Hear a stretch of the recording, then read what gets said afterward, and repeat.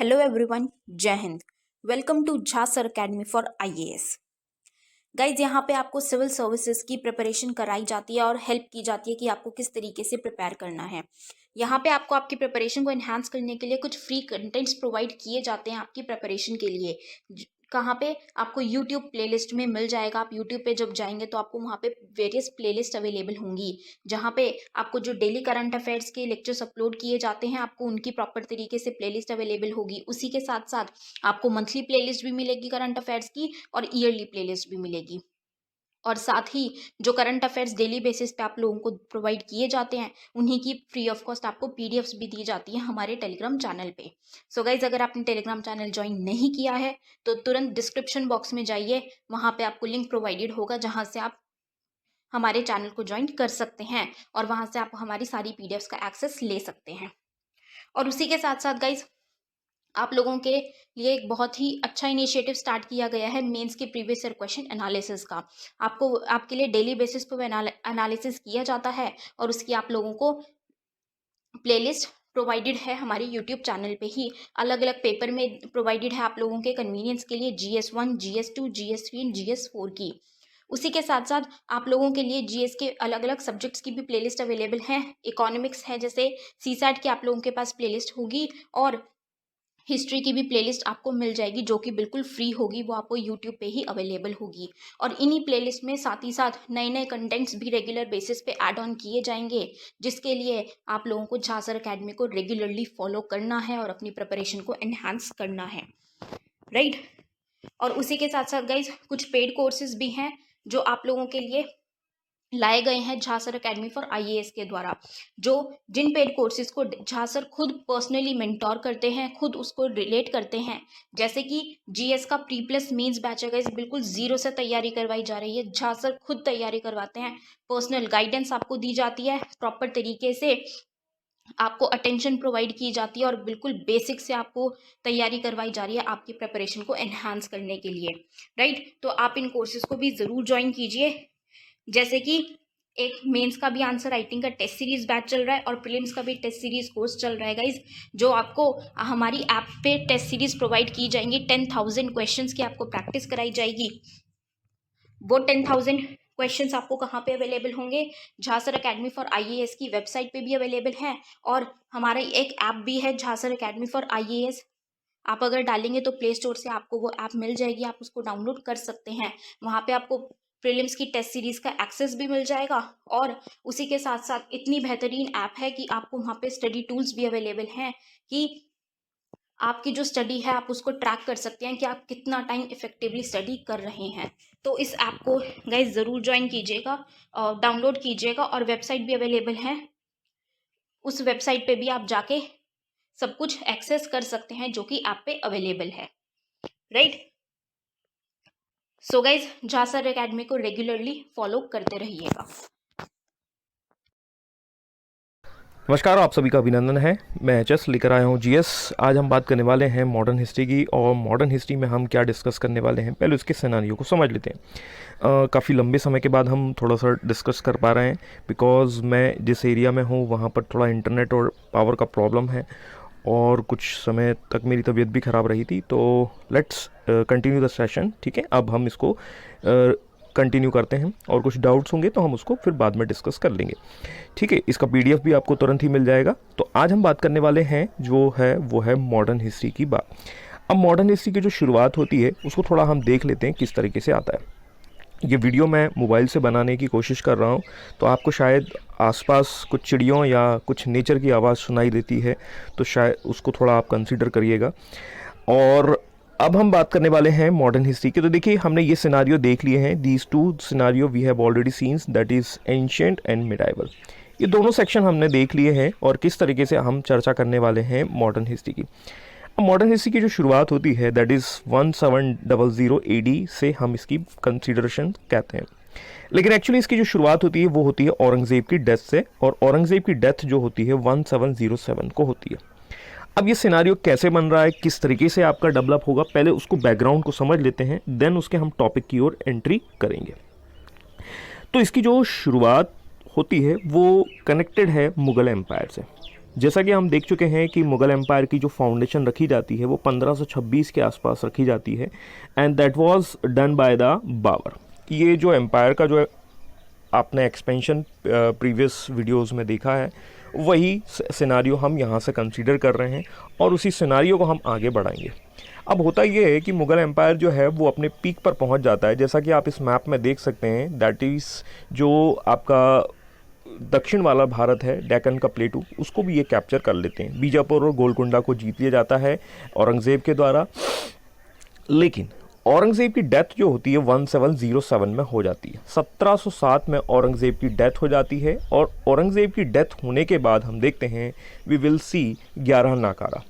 जो मुग़ल बादशाह आते हैं वो नाकारा होते हैं, वो कैपेबल नहीं होते हैं, और जब कैपेबल नहीं होंगे तो इतना बड़ा एम्पायर जो आपको दिख रहा है इस कलर में, वो एम्पायर कुछ यहाँ पर सिकुड़ता हुआ दिखाई देता है, और आप देखेंगे कि ये लगभग इसका एम्पायर कुछ ऐसा दिखाई देगा। अब देखिए, थोड़ा सा इसको समझने की कोशिश करिए कि देखिए, कोई भी जगह पर यदि आप एक पावर को देखते हैं और यहाँ पर एक पावर जो है वो ख़त्म हो रही है, तो इस पावर को ख़त्म करने के लिए या इस पावर के ख़त्म होने पर कोई ना कोई उस जगह पर आएगा, उसको कैप्चर करने की कोशिश करेगा। और आपको मैप में क्लियर समझ में आ रहा है, we will see there is a rise of the Marathas. यदि आप मराठा के इस मैप को देखें और इस मैप में आप कंपेयर करें, तो यहाँ पर आप देखेंगे कि ग्रीन कलर में ये एम्पायर जो है वो एक्सपेंड होता हुआ दिखाई दे रहा है। अब ये ग्रीन कलर का एम्पायर एक्सपेंड हो रहा है।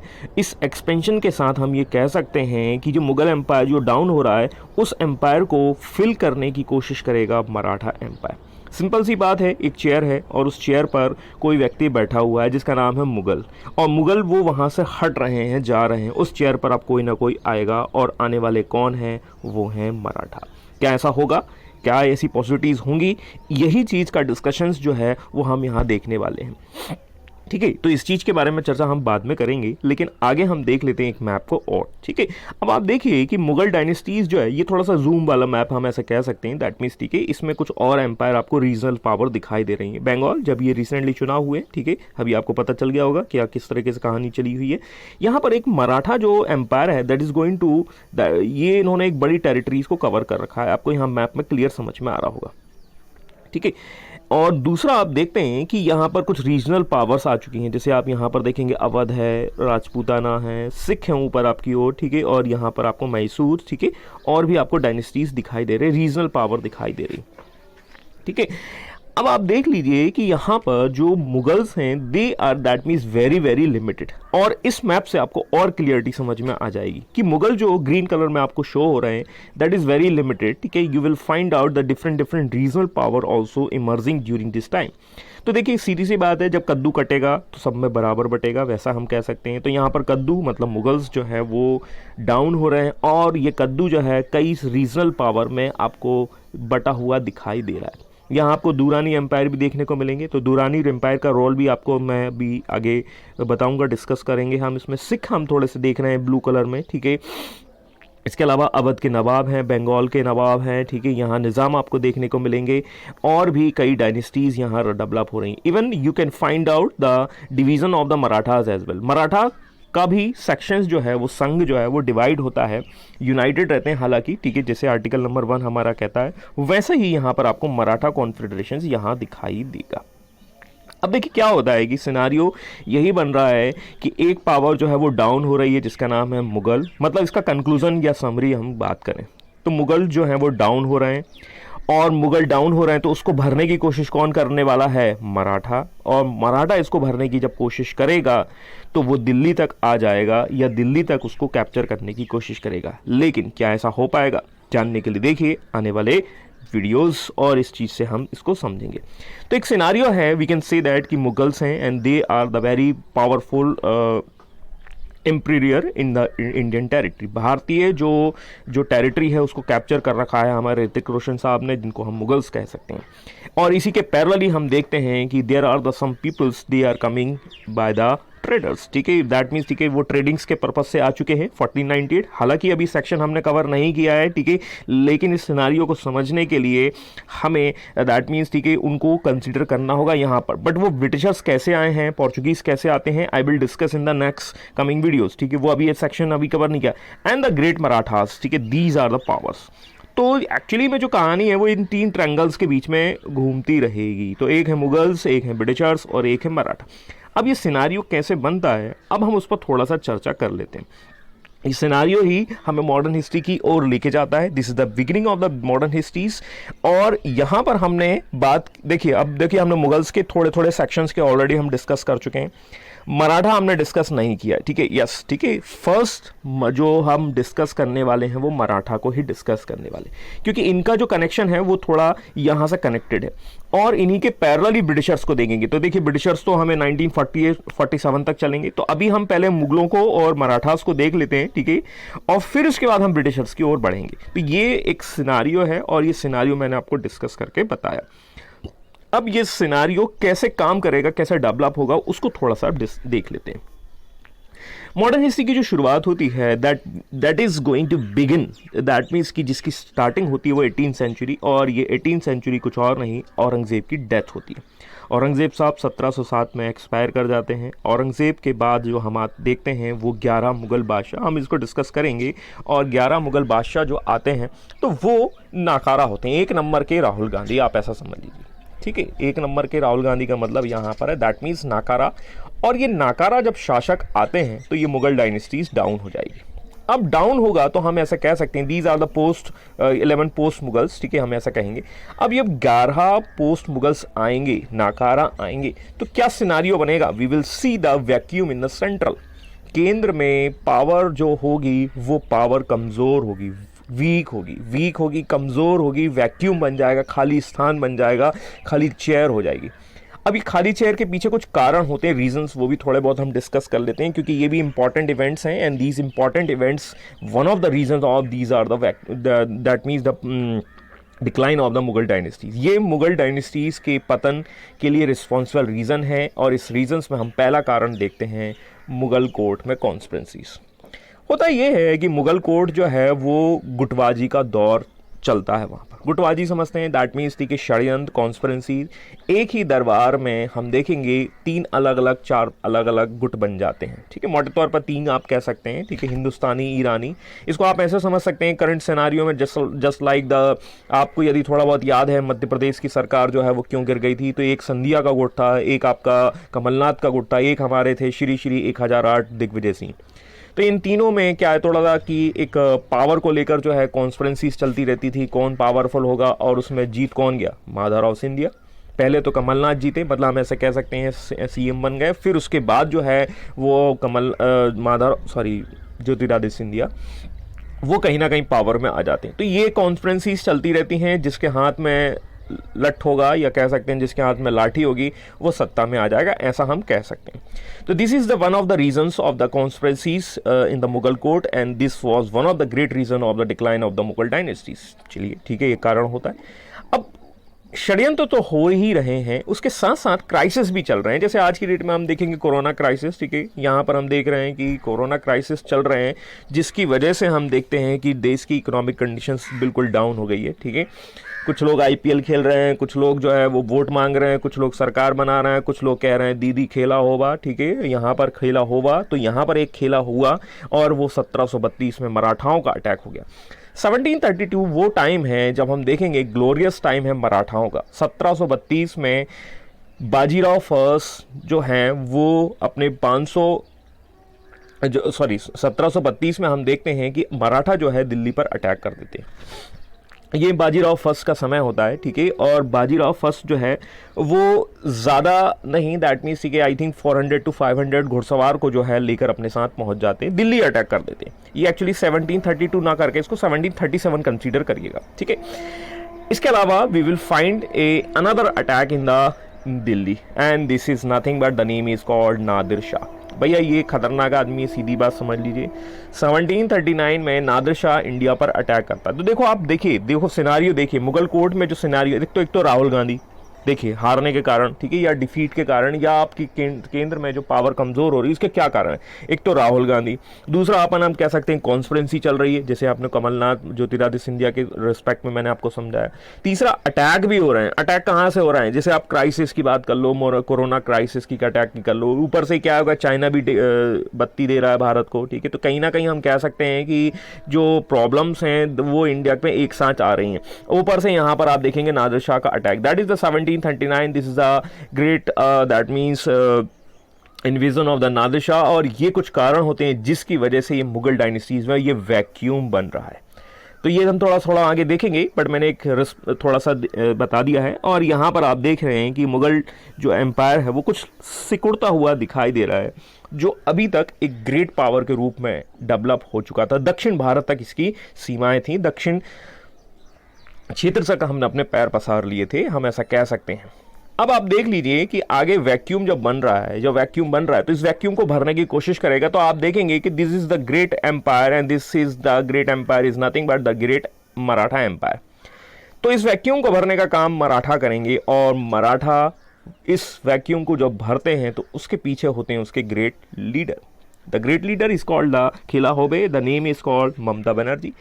लीडर जो हैं वो क्या करते हैं, वो लीडरशिप करते हैं, और लीडरशिप में यहाँ पर आते हैं मराठाओं में द ग्रेट शिवाजी।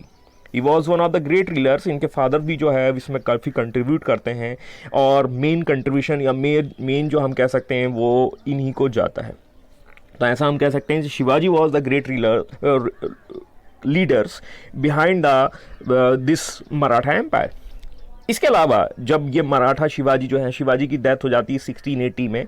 इसके बाद इनके जो बेटे बेटे आते हैं, थोड़ा बहुत वो स्ट्रगल करते हैं, लेकिन इसके बाद एक और व्यक्ति आता है, the great Bajirao first. You have find out this persons, ठीक है, इन ए मूवी, आप इनको देख चुके होंगे। तो ये हमारे बाजीराव फर्स्ट जो हैं वो निशाना लगा रहे हैं, और निशाना लगाते हैं ये मुगलों पर, ठीक है। तो ऐसा हम कह सकते हैं। तो ये एक सिनेरियो बनेगा, मैं आपको आगे डिस्कस करके बताऊंगा। ही वॉज दैट मीन्स, ठीक है, ये अपने तीर कमान से जो टारगेट कर रहे हैं वो टारगेट कहाँ किया जा रहा है, वो टारगेट वहीं किया जा रहा है, दैट मीन्स मुगल डायनेस्टीज पर। And the great leader name is called the नाना साहब Peshwa. He was the person, ठीक है, हु वॉज इनको हम ऐसा कह सकते हैं कि बाजीराव फर्स्ट के बाद ये ग्रेट पेशवास में गिने जाते हैं। लेकिन ये ग्रेट पेशवा को जो है एक झटका लगता है, और वो झटका है बैटल ऑफ पानीपत।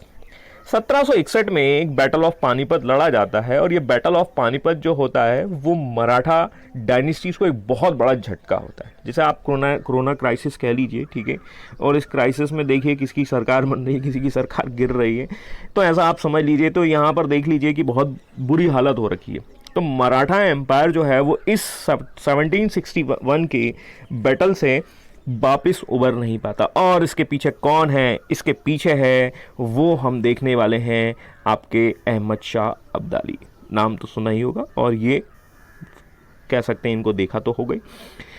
तो बैटल ऑफ पानीपत में डिफीट ऑफ द मराठास हम देखते हैं, और मराठाओं की डेथ हो जाती है, या कह सकते हैं मराठा एम्पायर जो है वो डेथ की ओर चला जाता है। और इसी गम में ये भाई साहब जो हैं वो निपट जाते हैं, ठीक है।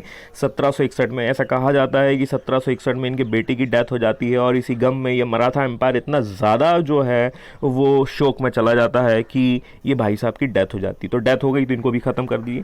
तो ही वॉज अ पर्सन, ठीक है, behind this kind of this battle, ठीक है। पानीपत का जो युद्ध होता है उसके पीछे ये व्यक्ति होता है, ये नादिर शाह का चेला होता है, ऐसा आप समझ लीजिए। मैं आपको बताऊंगा आगे, ठीक है, किस तरीके से हम देखते हैं, बट एक सिनारियो हम समझने की कोशिश कर रहे हैं। तो मराठा जो आने वाले थे कहाँ पर, जो दिल्ली में, जो सेंट्रल में आने वाले थे, क्या वो आ पाएंगे? नहीं। क्यों? 1761 का इतना बड़ा झटका लगता है, तो मराठाओं की डिफीट हो जाती है, तो क्या वो अब सेंट्रल में आ पाएंगे? नहीं आ पाएंगे। हु विल दैट मीन्स, ठीक है, कैप्चर दिस पोजीशंस। अब दिल्ली की सत्ता पर कौन आएगा?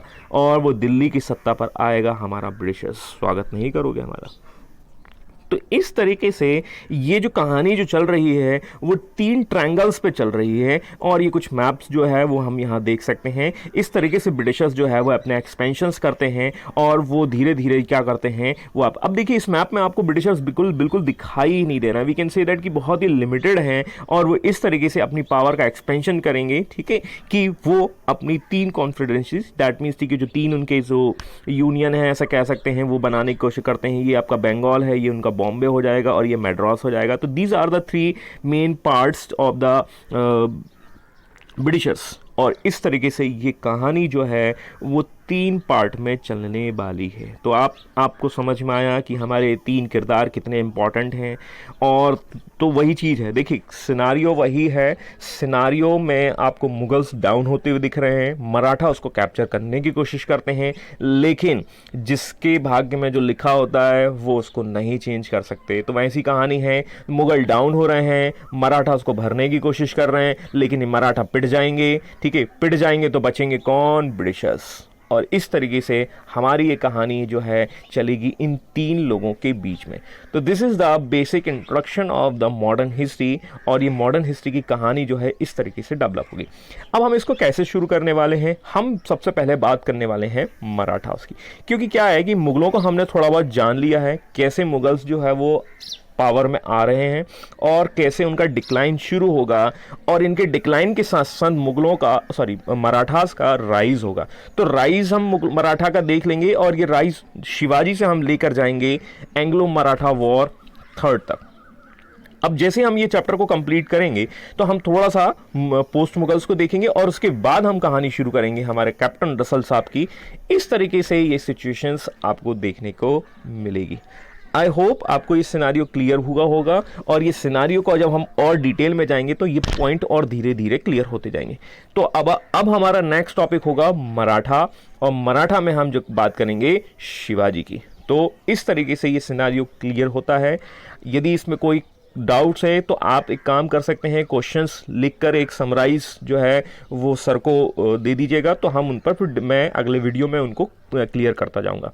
तो धीरे धीरे थोड़ा सा ये हम प्रोसेस को दोबारा रीस्टेबलाइज करते हैं, दोबारा शुरू कर रहे हैं। ठीक है, तो थोड़ा सा इसमें अभी दिक्कत हो सकती है। ठीक है, मैंने जैसे आपको बताया कि मैं बाहर छत पर बैठा हूँ और वीडियो बनाने की कोशिश कर रहा हूँ, कुछ नेचर की आवाज़ है, तो उस नेचर के आवाज़ के साथ थोड़ा सा तो यही है। ठीक है, आज के लिए इतना काफ़ी है, फिर हम आगे नेक्स्ट वीडियो में आपको कहानी बताऊँगा।